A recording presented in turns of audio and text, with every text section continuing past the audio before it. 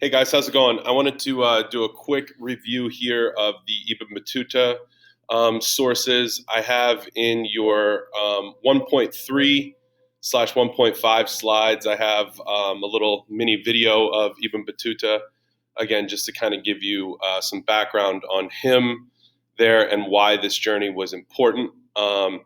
He wrote the Rila, again, 30 years after he made this trip when he finally returned to his home in present day Algeria. Some of the things that I wanted you to think of about life in the Muslim world in the 1320s. Economically, he mentioned many meeting places, the bazaars, the madrasas, the places where people would come together to trade, having nice things, fine materials.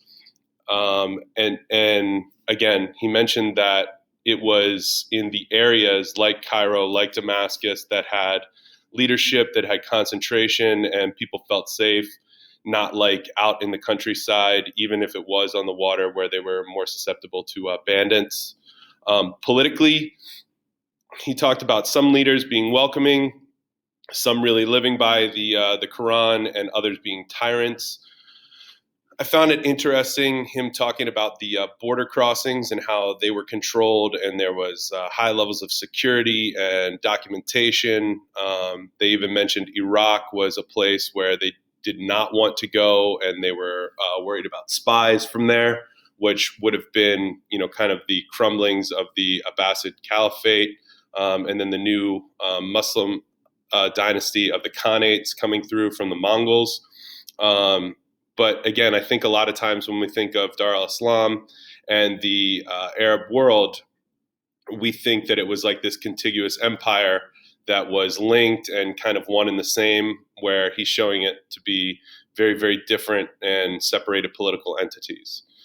Socially, he talks about the diversity of people and the different, styles and different cultures. Talking about the Muslim leaders, though, ordering social programs for the less fortunate.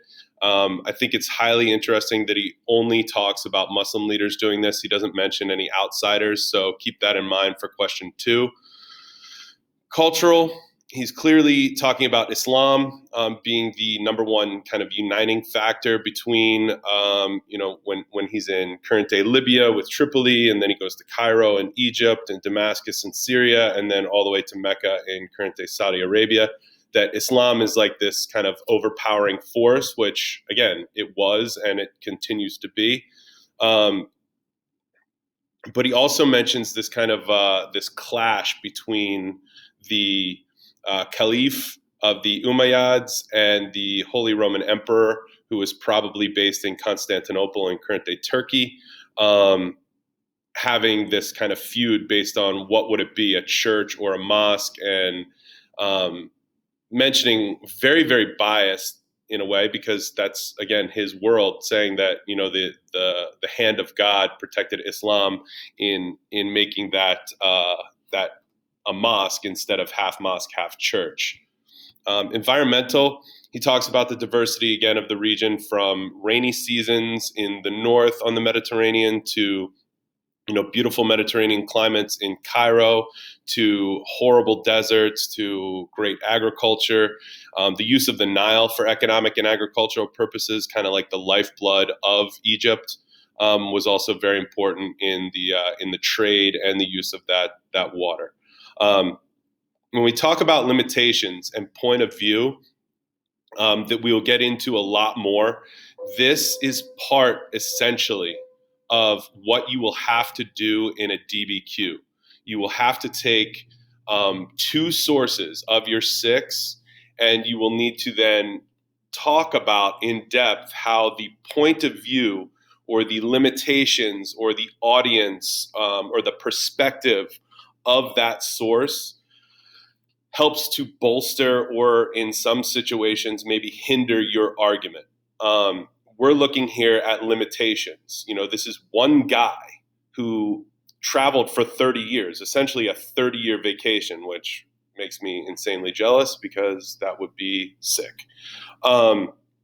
First limitation is he's a Muslim.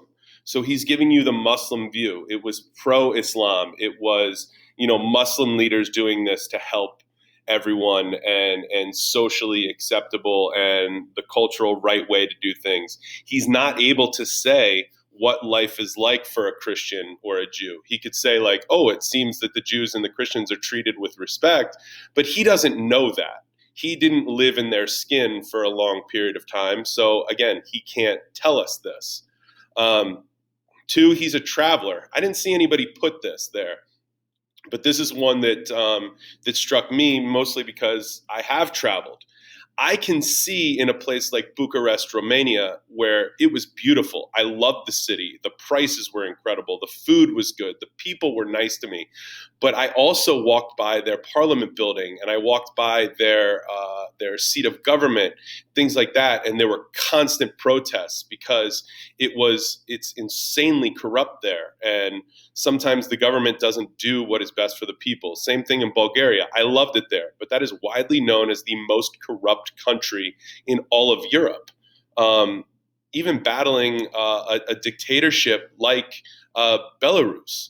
And I can't tell that because I don't live there. I'm not impacted by the government's decisions. So neither was he. He was there for a few days and then he moves on. So he can only talk about the good stuff. And it kind of sounded good in most places. Three, he's making a journey to Mecca with a full caravan of people, which means he's probably pretty wealthy.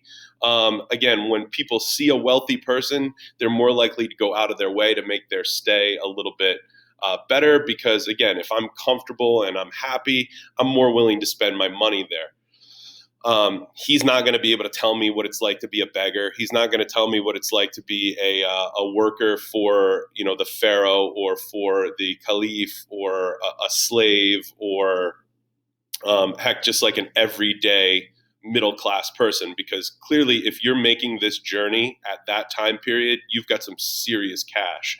So his comfort level was probably pretty high compared to a normal person.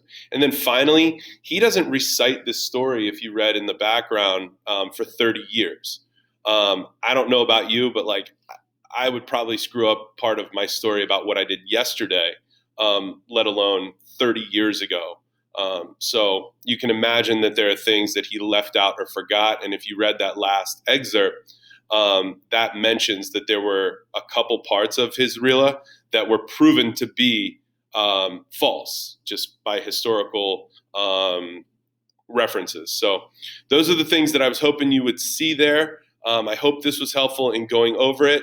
Again, if you take a few minutes and go back and compare some of your answers to what I put down, you can see where you fell short or where you were kind of right on the money. So that'll be a helpful way to do this. At the end, just click that you saw it and you'll get your 5 points participation for doing this. Awesome. Bye.